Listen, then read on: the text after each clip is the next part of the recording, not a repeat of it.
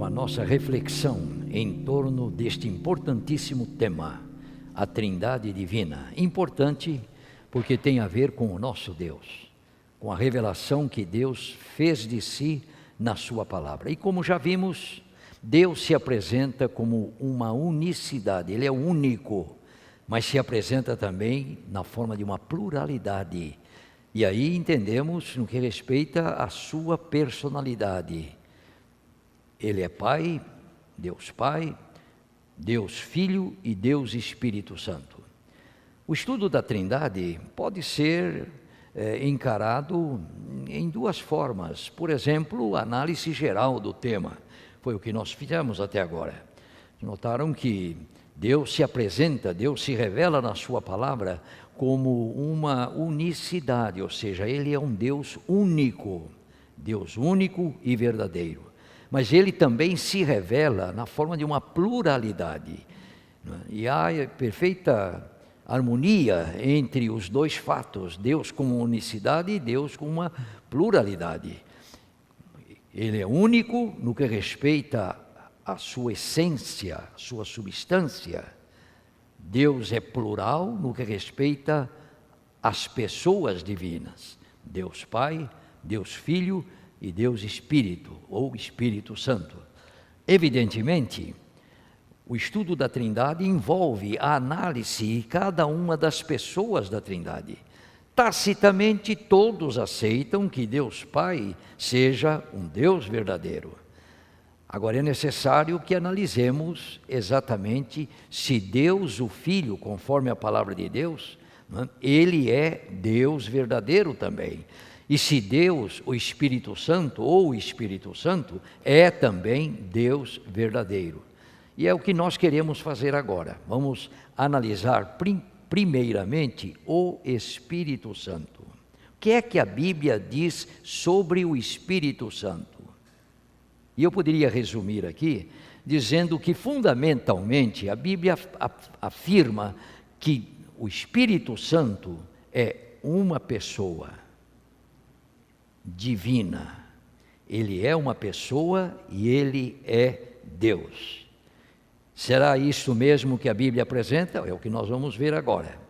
E eu convido a todos para que me acompanhem, formando aquilo que nós poderíamos chamar de uma cadeia bíblica, uma análise de textos após textos, para nós observarmos exatamente esses dois aspectos do Espírito Santo. Ele é uma pessoa e Ele é Deus. Se Ele é Deus, como Deus, então Ele é parte desta pluralidade de Deus. Como nós vimos, Deus se apresenta como uma pluralidade e na forma de três pessoas. O texto de Mateus é claro, batizando em nome do Pai, do Filho e do Espírito Santo. Então o Espírito Santo, Ele é Deus, não pode ser menos do que Deus. Será que é isto que a Bíblia nos apresenta? Bem, vamos à nossa cadeia bíblica, cadeia de textos, ok? Note o seguinte, é importante que nós antes perguntemos como é que se identifica uma pessoa. O que é ser uma pessoa? Como se define uma pessoa? É uma pergunta um tanto complexa que requer de nós, logicamente, algum raciocínio. Por que uma pessoa pode ser chamada de pessoa? Alguém apressadamente poderia responder essa pergunta da seguinte maneira: pessoa é o ser que tem um corpo.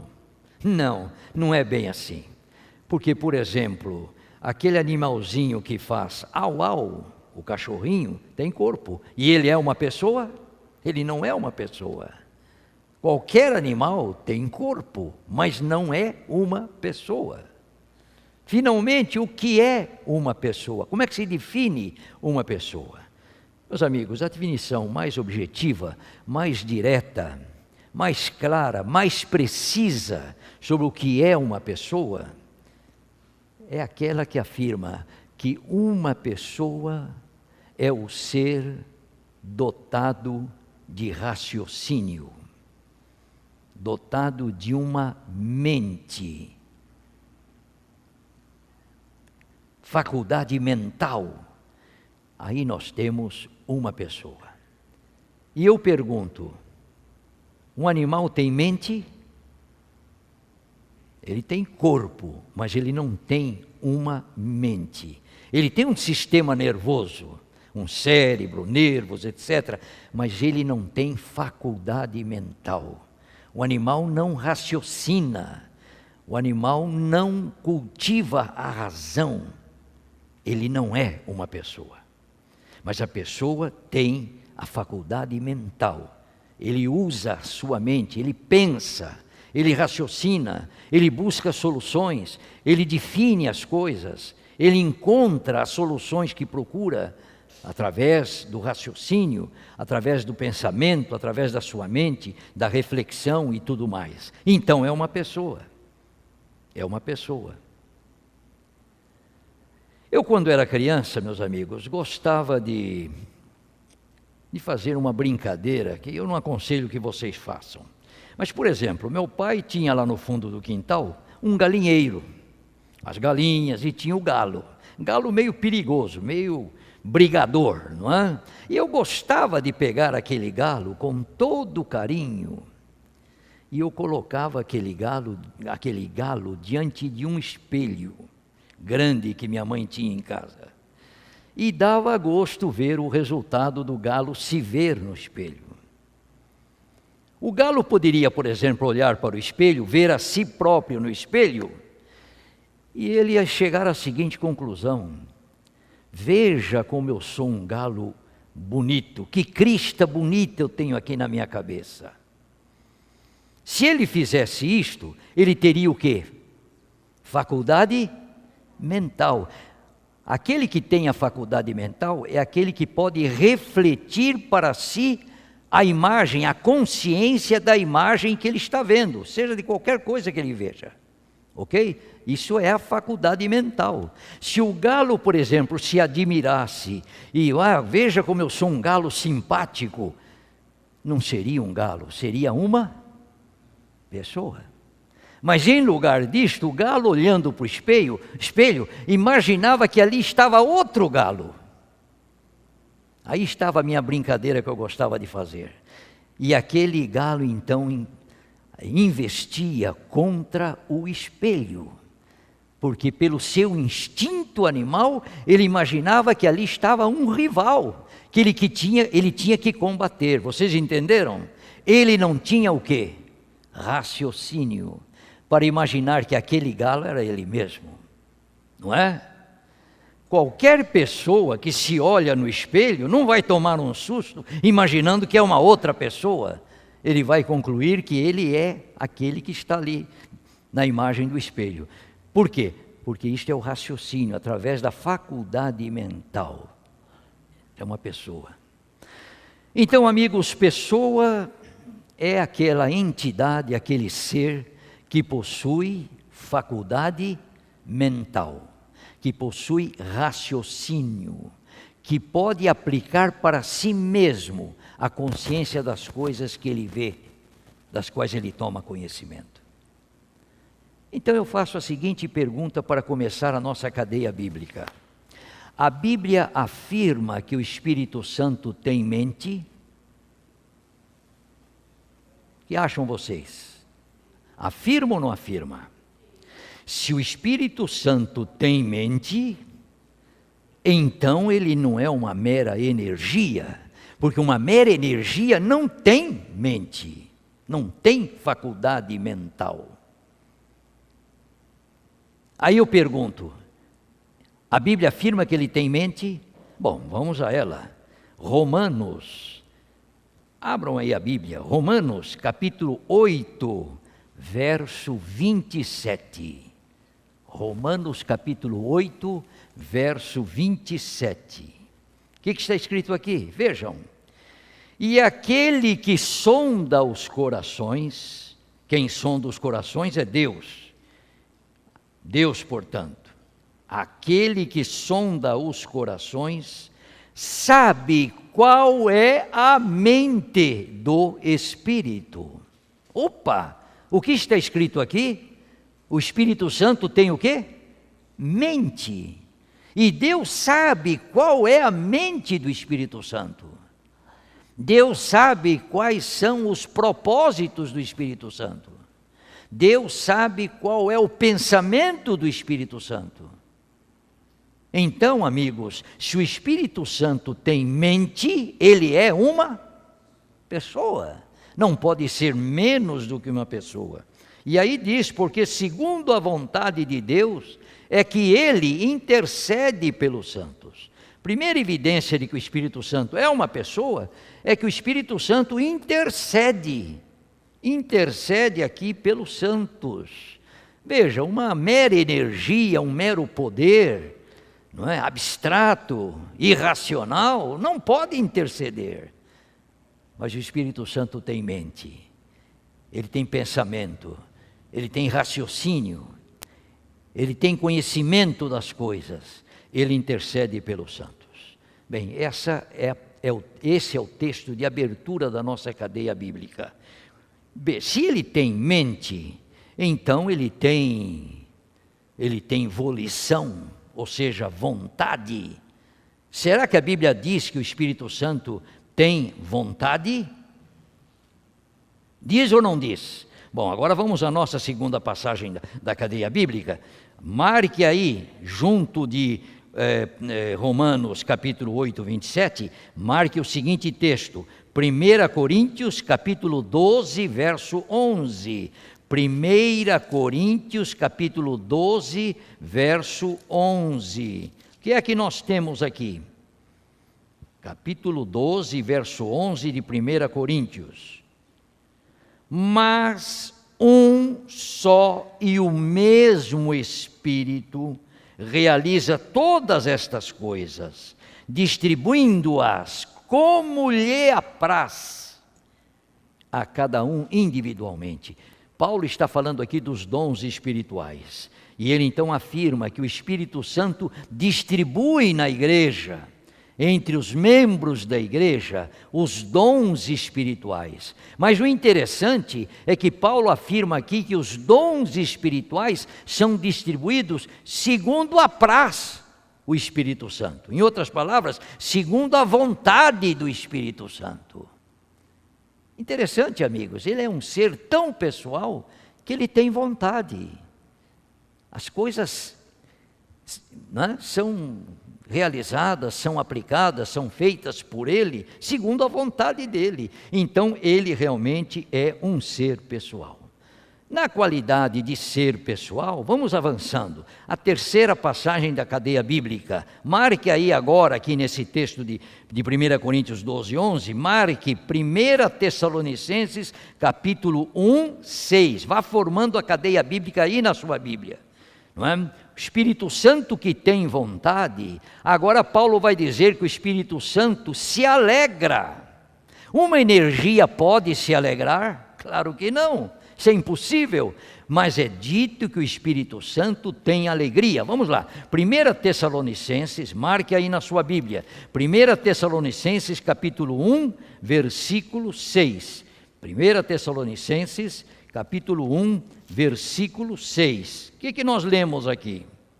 Com efeito, diz Paulo, vos tornastes imitadores nossos e do Senhor, tendo recebido a palavra, posto que em meio de muita tribulação, com a alegria do Espírito Santo. Veja que o Espírito Santo é um ser tão pessoal que ele também tem alegria, ele se alegra com as coisas.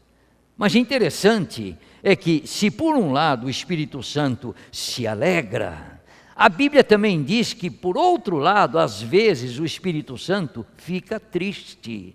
Como é que uma energia pode ficar triste?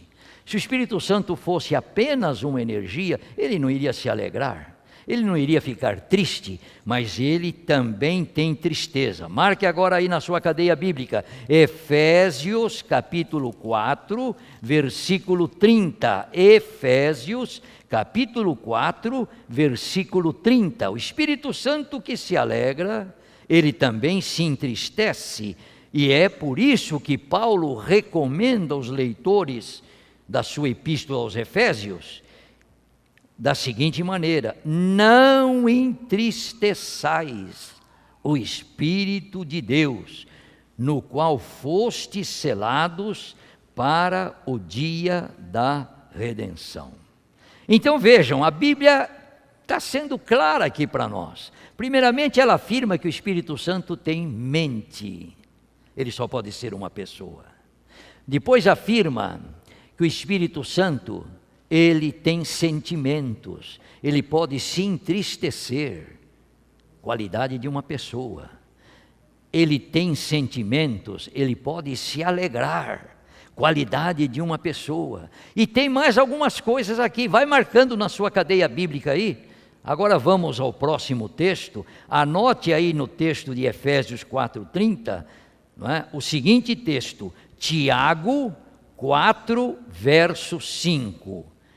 Tiago 4, verso 5. O que o apóstolo nos diz neste texto? Tiago 4, verso 5. Querem ver? Ou supondes que em vão afirma a Escritura, é com ciúme que por nós anseia o Espírito que Ele, Deus, fez habitar em nós. O que está sendo dito aqui, amigos? Aqui está sendo dito que o Espírito Santo anseia algumas coisas. Qualidade de uma pessoa que tem mente.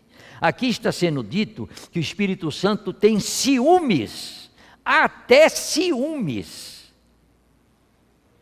Como é que uma energia teria ciúmes, amigos? A energia teria ciúme de quê? O Espírito Santo, todavia, tem ciúmes. Ele se enciuma. Como que ele se enciuma? É fácil de nós imaginarmos. Se uma pessoa, em lugar de atender à orientação do Espírito Santo, ouvir a voz do Espírito Santo, começa a ouvir outras vozes e seguir outras orientações. O Espírito Santo, não é, anseia que nós ouçamos a sua voz. E quando não ouvimos, nós damos atenção a outras coisas, que realmente será para o nosso prejuízo. Diz aqui que ele tem ciúmes. Qualidade de um ser pessoal, não é? Outra coisa que o Espírito Santo tem é amor. Como é que uma energia ama? Impossível, não é? Então marque aí na passagem de Tiago 4, verso 5, a continuidade da cadeia bíblica. Romanos 15, versículo 30. Romanos 15, versículo 30. É interessante. Espírito Santo tem ciúmes? Não há ciúme onde não há amor. Então é o tal negócio, né? Nós perguntamos, o Espírito Santo ama? Há o amor do Espírito Santo? Exatamente, aqui no capítulo 15 de Romanos, marque aí, não é? Versículo 30 diz assim: rogo-vos, pois, irmãos, por nosso Senhor Jesus Cristo, e também pelo amor do Espírito, que lutei juntamente comigo nas orações a Deus a meu favor. Amor do Espírito. Características de um ser pessoal, ok? Agora eu pergunto, existe amor onde não existe comunhão? Não é verdade que dois seres que se amam naturalmente estarão em comunhão um com o outro? Pois é o que acontece com o Espírito Santo que ama. Quando uma pessoa ama o Espírito Santo, e o Espírito Santo ama aquela pessoa, então há uma comunhão recíproca do Espírito Santo com aquela pessoa. E eu pergunto, a Bíblia fala da comunhão do Espírito Santo? Fala ou não fala? Bom, anote aí a passagem, 2 Coríntios 13, verso 13. Vamos continuando com a nossa cadeia bíblica. 2 Coríntios, capítulo 13, versículo 13. É exatamente isto que a palavra de Deus diz sobre o Espírito Santo. Vejam bem, a graça do Senhor Jesus Cristo. O que se liga a Jesus Cristo? A graça. O amor de Deus, o que se liga a Deus, e aqui a Deus o Pai, o amor. E então agora vejam, e a comunhão do Espírito Santo sejam com todos vós. Meus amigos, como é possível uma pessoa comungar com uma energia? É possível? É possível? Comunhão só existe entre duas pessoas. E se a Bíblia fala da comunhão do Espírito Santo, então o Espírito Santo é uma pessoa. Indiscutivelmente, não pode ser diferente. Senão a Bíblia estaria falando uma coisa que realmente seria uma fantasia. Mas o Espírito Santo é um ser tão pessoal que pode ocorrer o perigo de alguém mentir ao Espírito Santo.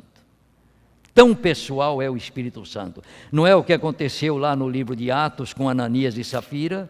Atos capítulo 5, versículo 3, diz exatamente isto. Atos 5, verso 3. Então disse Pedro: Ananias, por que encheu Satanás teu coração? Para que mentisses ao Espírito Santo, reservando parte do valor do campo? Mentir ao Espírito Santo, um ser tão pessoal, que alguém pode querer enganar o Espírito Santo, coisa que é impossível acontecer. Mas alguém pode mentir ao Espírito Santo. E não somente mentir, alguém pode até ultrajar o Espírito Santo. Ele é uma pessoa, então ele pode ser ultrajado. É isso que a Bíblia diz? Marque aí na cadeia bíblica, vai desenvolvendo a sua cadeia bíblica. Hebreus capítulo 10, versículo 29. Hebreus capítulo 10, versículo 29. Olha aqui o que a palavra de Deus diz: de quanto mais severo castigo julgais vós, será considerado digno aquele que calcou aos pés o Filho de Deus e profanou o sangue da aliança com o qual foi santificado. E agora notem: e ultrajou o Espírito da graça. O Espírito Santo é um ser tão pessoal que se pode mentir a ele, que se pode ultrajá-lo. É um ser pessoal. Não há dúvidas a respeito. Agora, a segunda pergunta é: este ser pessoal, ele é um mero anjo? Ele é Deus? O que a Bíblia diz a respeito? É Deus? Vamos ver se a Bíblia diz alguma coisa. Para começar, Deus é aquele que tem os atributos que comprovam a sua divindade. Deus, por exemplo, é onisciente, um atributo que só Deus tem. Deus é onipresente, um atributo que só Deus tem. Deus é onipotente, um atributo que só Deus tem. Deus é eterno, um atributo que só Deus tem. Eternidade passada e eternidade futura. De eternidade a eternidade tu és Deus, diz a Bíblia. Então nós perguntamos: possui o Espírito Santo os atributos de Deus? Se possui, então o Espírito Santo é Deus. E eu acho que possui sim. Eu acho não, eu tenho certeza, porque a Bíblia diz que o Espírito Santo possui os atributos divinos. Vamos começar aqui em Hebreus mesmo. Vai marcando aí a cadeia bíblica. Capítulo 9, versículo 14. O Espírito Santo é chamado como aqui neste verso? Capítulo 9, versículo 14 de Hebreus. É só uma paginazinha aí para trás. Diz assim: muito mais o sangue de Cristo, que pelo Espírito eterno a si mesmo se ofereceu sem mácula a Deus, purificará a nossa consciência de obras mortas para servirmos ao Deus vivo. O que está dizendo aqui a palavra de Deus? O Espírito Santo, ele é eterno. Nós não chamamos Deus de o eterno? Assim é o Espírito Santo, é chamado Espírito eterno. Mas o Espírito Santo também, outro atributo de Deus, é onipresente. onipresente. Olha o outro atributo de Deus aí. Salmo, agora no Velho Testamento, Salmo 139, vai marcando aí, por favor, a sua cadeia bíblica, vai desenvolvendo. Salmo 139, no versículo 7. O que diz aqui o salmista? Salmo 139, versículo 7. Para onde me ausentarei do teu espírito? Para onde fugirei da tua face? O salmista está perguntando: há algum lugar para onde eu possa fugir do Espírito Santo? Não há condição. Por quê? Porque o Espírito Santo é onipresente. Ele está presente em todos os lugares. E o salmista aí, se a gente vai continuando o texto, ele começa a citar: se eu subo lá para o céu, tu lá estás. Se eu desço lá no fundo do mar, tu lá estás. Ele vai citando lugares, os mais assim inóspitos, mas ali o Espírito Santo está também. Impressionante, o Espírito Santo possui o atributo da onipresença. E da onisciência, esse atributo, será que o Espírito Santo possui? Vai marcando aí na sua Bíblia, a cadeia bíblica, 1 Coríntios, capítulo 2, versículos 10 e 11. 1 Coríntios, capítulo 2, versículos 10 e 11, ok? Vamos ver o que esse texto de Paulo nos diz. 1 Coríntios 2, versos 10 e 11. Mas Deus nolo revelou pelo Espírito, porque o Espírito a todas as coisas prescruta, até mesmo as profundidades de Deus. Porque qual dos homens sabe as coisas do homem, senão o seu próprio Espírito, que nele está? Assim também as coisas de Deus, ninguém as conhece, senão o Espírito de Deus. Ora, se o Espírito de Deus conhece as coisas de Deus, então ele conhece todas as coisas. Ele é onisciente, porque as coisas de Deus são as coisas na sua totalidade. Deus conhece tudo. Então o Espírito Santo tem o atributo da onisciência. E o atributo da onipotência? O Espírito Santo, a Bíblia diz que o Espírito Santo possui o atributo da onipotência? Diz. Então marque aí na sua Bíblia a continuação da cadeia bíblica, Romanos capítulo 15, versículo 19. Romanos 15, verso 19. Vejam bem: por força de sinais e prodígios, pelo poder do Espírito Santo, de maneira que desde Jerusalém e circunvizinhanças até o Ilírico tenho divulgado o Evangelho de Cristo. Maravilhas aconteciam pelo poder do Espírito Santo. Aqui falam de sinais e prodígios e maravilhas, o que envolve a onipotência do Espírito Santo. Então, exatamente, o Espírito Santo possui os atributos de Deus. Ele não pode ser menos do que Deus. Possuindo os atributos de Deus, os atributos que fazem de Deus, exatamente ele ser Deus, então ele é Deus. Avancemos. Todavia, não ficam aqui apenas os atributos do Espírito Santo. Ele também tem o atributo da criação. O Espírito Santo é o Criador. Marque aí na sua Bíblia, Gênesis capítulo 1, versículo 2. Exatamente, Gênesis, ali o capítulo que fala da criação, capítulo 1, versículo 2. Olha aqui: a terra, porém, estava sem forma e vazia, e havia trevas sobre a face do abismo, e o Espírito de Deus pairava sobre as águas. Em outras palavras, o Espírito Santo está aqui participando ativamente da criação. Pairar sobre as águas, o sentido aqui do verbo é cuidar da criação, cuidar das águas. Conforme Deus vai criando, o Espírito Santo já está ali atuando para preservar, para fazer existir exatamente a criação. E tem mais uma coisa: Jó, marque aí na sua Bíblia, Jó capítulo 33, versículo 4. Jó 33, versículo 4. Agora aqui nós temos uma passagem claríssima que afirma que o Espírito Santo cria a vida. Eu pergunto: quem só tem o poder de criar vida? Deus. Se o Espírito Santo cria vida, ele é Ele é Deus. Está aqui, Jó capítulo 33, versículo 4. O Espírito de Deus me fez, o sopro do Todo-Poderoso me dá vida. Pode o Espírito Santo ser menos do que Deus? Se o Espírito Santo cria a própria vida, só Deus pode criar a vida. E aqui é dito que o Espírito Santo o faz.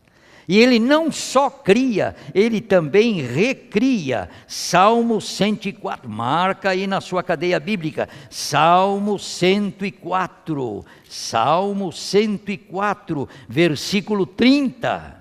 Vejam o que o salmista diz: envias o teu Espírito, eles são criados, e assim renovas a face da terra. Renovação, recriação. E aí nós entramos exatamente na realidade do Espírito Santo como agente redentor. Ele não só nos criou, o Espírito Santo também nos redimiu. Claro, Deus Pai nos redimiu, Deus Filho nos redimiu, Deus o Espírito nos redimiu. Por quê? Porque do Pai procede toda a redenção. O Filho é aquele que a executa. E finalmente o Espírito Santo é aquele que aplica a redenção a cada um de nós. E quando ele aplica a redenção a cada um de nós, o que acontece é que nós somos recriados. É por isso que Jesus disse a Nicodemos: se você quer entrar no reino de Deus, você precisa nascer de novo. E aí Nicodemos não entendeu, mas espera aí, como é que eu vou voltar ao útero da minha mãe para eu nascer de novo? Nicodemos, você não está entendendo. Eu estou falando do novo nascimento, disse Jesus. Aquele que não nascer da água e do Espírito não pode entrar no reino de Deus. Se o Espírito Santo é menos do que Deus, ele não pode me salvar. Por exemplo, se o Espírito Santo é o anjo Gabriel, eu pergunto, como é que o anjo Gabriel vai me salvar? Tem ele poder para me salvar? É claro que não. É um anjo, é uma criatura, como eu sou uma criatura. Mas o Espírito Santo recria, faz a pessoa renascer para a vida eterna. Então nós entendemos que se o Espírito Santo não existir, for retirado, estaremos perdidos. E é isto que vai acontecer. Quando o Espírito Santo for retirado desta terra, quem se salvou está salvo, e quem rejeitou a salvação não tem mais salvação, porque o Espírito Santo não atuará mais para salvar. Então o Espírito Santo, pelos seus atributos, pelos seus atos de criar, de renovar e de salvar, ele não pode ser menos do que Deus.